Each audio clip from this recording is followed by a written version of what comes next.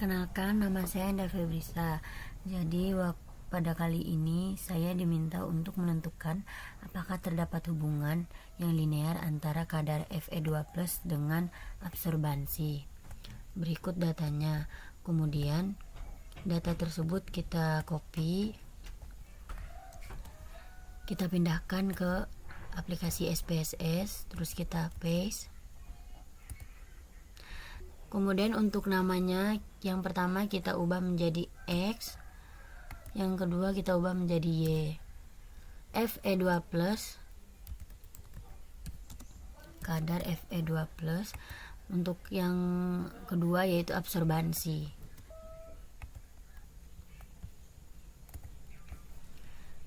Kemudian kita klik analyze, kita klik regression, lalu klik linear.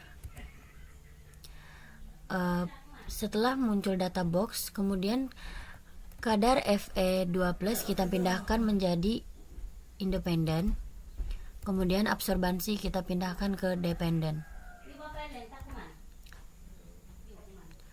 Kemudian untuk residualsnya kita gunakan Durbin Waston. Kita klik continue lalu klik OK. Berikut hasil yang kita dapatkan, yaitu dapat dilihat di mana hasil signifikan yang kita dapatkan adalah 0,0. Nah, di mana kita tahu jika nilai signifikan yaitu kurang dari 0,05, berarti dia terdapat pengaruh antara kadar Fe2+ terhadap absorbansi. Kemudian jika nilai signifikan yang kita dapatkan lebih dari 0,05, maka dia tidak terdapat pengaruh antara kadar Fe2+ terhadap absorbansi. Jadi pada hasil yang kita dapatkan yaitu 0,00, berarti dia ada pengaruh dari kadar Fe2+ terhadap absorbansi. Baik, kita lanjutkan ke latihan yang kedua, yaitu kita diminta untuk menentukan apakah terdapat korelasi antara berat badan dengan kadar kolesterol. Berikut datanya. Langsung saja kita copy, kita pindah ke aplikasi SPSS, lalu kita paste. Lalu kita menuju ke variable view. Untuk namanya kita ubah menjadi berat badan. Yang kedua kita ubah menjadi kadar kolesterol. Kemudian kita kembali ke data view. Kemudian kita klik analyze, kita klik correlate, lalu bivariate. Untuk variablesnya kita klik berat badan, kita pindahkan, kemudian kadar kolesterol, lalu klik OK. Baik, berikut tabel correlationnya, yaitu dapat dilihat korelasi antara berat badan dengan kolesterolnya, yaitu hasilnya adalah 0,00. Kemudian untuk korelasi antara kadar kolesterol dengan berat badan yaitu 0,00. Dari pengambilan keputusan uji korelasi, jika kita ketahui jika nilai signifikan 2 tel yang kecil dari 0,05, maka terdapat hubungan antara berat badan dengan kadar kolesterol. Kemudian jika nilai signifikan 2 tel lebih besar dari 0,05, maka tidak terdapat hubungan antara berat badan dengan kolesterol. Namun dari hasil yang kita dapatkan dapat dilihat yaitu hasilnya adalah korelasi antara keduanya adalah 0,00, maka kita simpulkan terdapat hubungan antara berat badan dengan kolesterol. Baik, kita lanjutkan ke soal yang ketiga, yaitu dimana kita diminta untuk menentukan besarnya koefisien korelasi linear dari hubungan antara kadar vitamin C dengan sifat antioksidan dari data yang sudah saya tuliskan, yaitu langsung saja kita copy, kita pindah ke aplikasi SPSS, lalu kita langsung saja paste. Kemudian kita pindah ke variable view. Untuk namanya kita ubah menjadi X1 dan Y1. Untuk labelnya kita ubah menjadi kadar vitamin C. Kemudian untuk label yang Y1 kita ubah menjadi antioksidan. Kemudian untuk measure-nya kita ubah menjadi scale. Kemudian kita kembali ke data view, kita klik analyze, kita klik regression, lalu linear. Setelah muncul checkbox seperti ini, untuk independence-nya kita ubah menjadi kadar vitamin C. Kemudian untuk dependent-nya kita ubah menjadi antioksidan. Kita klik OK. Baik, ini dia tabel hasilnya, yaitu untuk tabel koefisien. Berdasarkan output di atas dapat diketahui bahwa A merupakan angka konstan dari Einstein-List coefficient yang nilainya sebesar 23,173, yang artinya jika kadar vitamin C atau X bernilai 0, maka tingkat sifat antioksidan atau Y sebesar 27,173. Untuk B yaitu merupakan angka koefisien regresi atau koefisien arah regresi yang nilainya sebesar 3,918,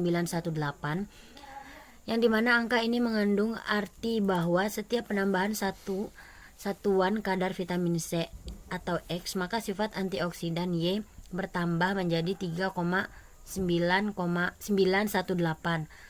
Jadi pada tabel ini dapat kita lihat, karena nilai koefisien regresi bernilai positif, maka dapat dikatakan bahwa kadar vitamin C atau X terdapat sifat antioksidan yang berpengaruh positif, sehingga persamaan regresinya menjadi Y sama dengan 23,173 ditambah 3,918X.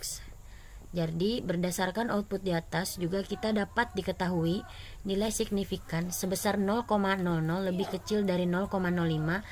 Baik, kita lanjutkan ke soal yang keempat. Kita langsung copy. Berikut ini datanya dari apotik 1 yaitu selama 5 hari, apotik 2 juga selama 5 hari, sampai apotik 4.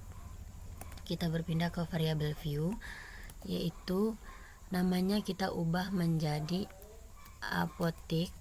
Yang kedua kita ubah menjadi resep. Lalu kita berpindah ke value, karena pada soalnya ada 4 apotik, makanya kita buat value 1 dengan label apotik merah. Kemudian kita klik add. Value 2 yaitu apotik putih. Value 3 apotik kuning. Kemudian yang terakhir value 4 yaitu apotik hijau. Kemudian kita klik OK. Measure-nya kita ubah menjadi scale. Kita ubah menjadi nominal. Kemudian kita berpindah ke data view, yaitu kita klik analyze. Kita klik compare means. Kemudian kita klik one way ANOVA. Kemudian untuk faktornya kita masukkan apotik. Untuk dependent list-nya kita masukkan resep. Kemudian kita kontras. Terus kita continue. Untuk Voshok-nya kita klik Turki, continue. Kemudian untuk optionnya kita centang yang bagian deskriptif dan homogeneity of variance test. Kemudian kita continue dan kita klik OK. Ikut data yang kita hasilkan, dimana data means pada apotik merah yaitu 141,80, untuk apotik putih yaitu 113,80, apotik kuning 83,20, apotik hijau 92,20, dan untuk totalnya adalah 107,75. Berdasarkan output di atas, kita ketahui nilai signifikan yang diperoleh adalah sebesar 0,055, di mana nilai ini lebih dari 0,05, sehingga dapat kita simpulkan bahwa tidak terdapat perbedaan rata-rata antara jumlah resep yang masuk pada apotik merah, putih, kuning, dan hijau. Kemudian kita klik tabel ANOVA untuk membuat diagram batang. Kita klik chart builder, kemudian kita klik OK. Kemudian kita pilih untuk x-axisnya kita pindahkan apotik, untuk count-nya kita pindahkan resep. Kemudian kita klik OK. Berikut hasil diagram batangnya. Untuk Selanjutnya itu akan dilakukan penelitian tentang tingkat kepuasan mahasiswa terhadap pelayanan di perpustakaan kampus 2 UMM. Sebelum melakukan penelitian, maka akan dilakukan terlebih dahulu pengujian terhadap rehabilitas kuesioner yang berjumlah responnya ada 10 mahasiswa dengan 10 item pertanyaan. Datanya langsung saja kita masukkan ke SPSS, kemudian kita klik analyze, kita klik correlate, kemudian bivariate, kemudian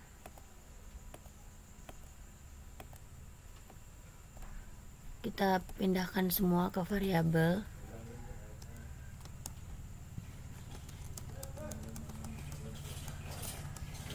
Kita pindahkan ke variabel. Kemudian kita klik OK.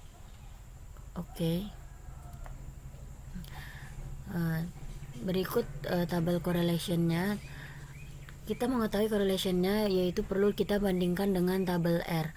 Untuk mengetahui data kita valid atau tidak, yaitu perlu kita bandingkan dengan R tabel, yaitu di mana ketentuan pada R tabel untuk 10 responden dengan 5% adalah 0,632.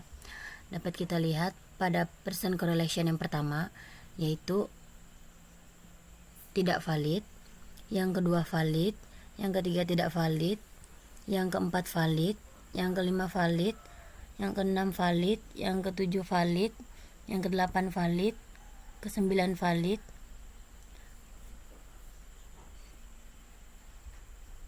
dan yang ke-10 tidak valid. Untuk menentukan rehabilitas, kita akan kembali ke data awal. Kemudian untuk menentukan rehabilitas datanya, kita klik analyze, kita klik scale, terus liability analysis, terus kita pindahkan semua item kecuali total.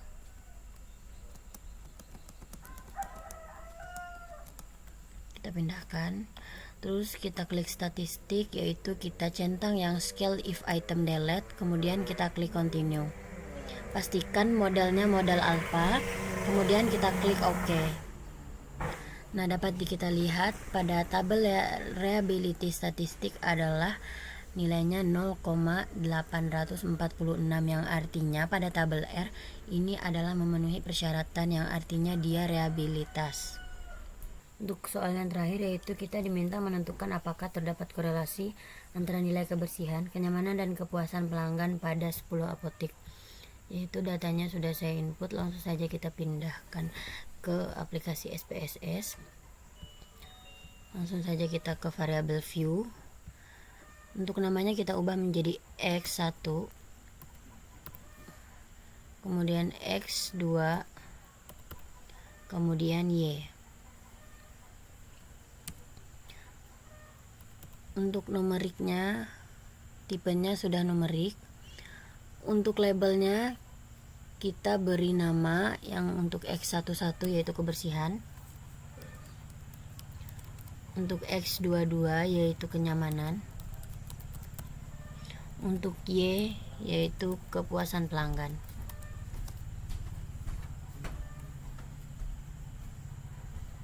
Kemudian kita kembali ke data view, kita klik analyze, kita klik regression, kemudian kita klik linear. Kemudian untuk independennya kita masukkan X11 dan X22. Kemudian untuk dependennya kita masukkan kepuasan pelanggan. Kemudian kita klik statistik dan kita klik R square change. Kemudian kita klik continue.